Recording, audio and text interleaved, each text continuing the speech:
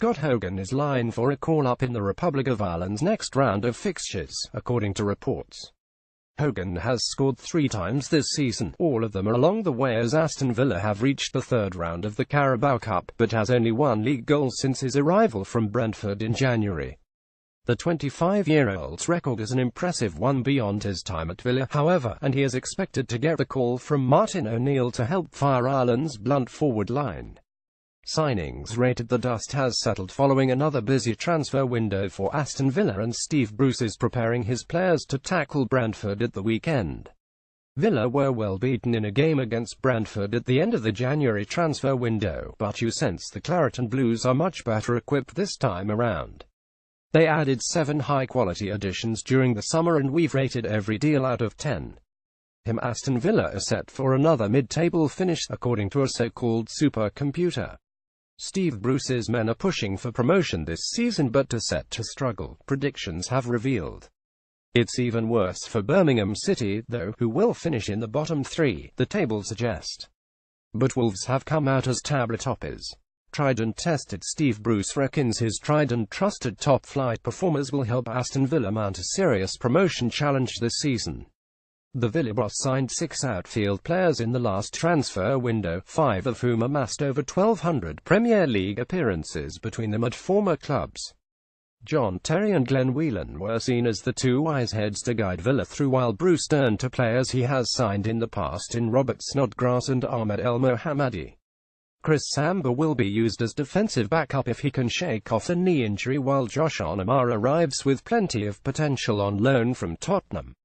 This is why Steve Bruce thinks Aston Villa can mount a promotion bid. Talking Points. A post-transfer window debrief from Aston Villa CEO Keith Wyness has provided supporters with insight into what's happening behind the scenes at Aston Villa.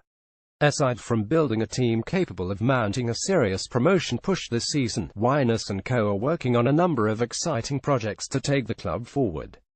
But the only way Villa will achieve the long-term aims and ambitions is if they can find a way back into the Premier League. And to do that, the Claret and Blues must start by winning football matches. Aston Villa Chief's latest interview. The most interesting Talking Points image. Aaron Champa. While following footsteps, Aston Villa are looking to follow in Manchester City's footsteps by branching out overseas. The club are currently in talks with a number of clubs overseas about the possibility of growing the brand. Manchester City have 2 affiliate clubs in MLS franchise New York City and Australian outfit Melbourne City, and Villa are now looking to acquire clubs around the world. The strengthening of the Aston Villa brand abroad is very much on the agenda. It's something I keep a close eye on. I have had several discussions with some groups overseas, said CEO Keith Wyness. Aston Villa looking to emulate Man City with global brand expansion. Team news. Villa will check on Alan Hutton ankle and Mile Jedinak ahead of Saturday's clash with Brentford. Both players missed the last game and will face late checks.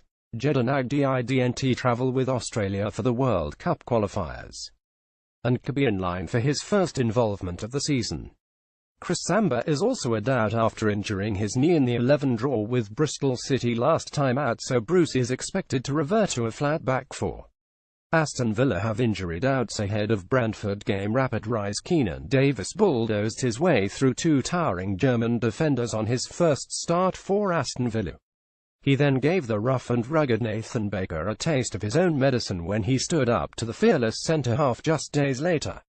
But the 19-year-old, void of an academy upbringing, hasn't always been this powerful beast. When he arrived at Villa he was raw and needed fine-tuning. His eating plan was also out of sync until Villa's sports scientists intervened.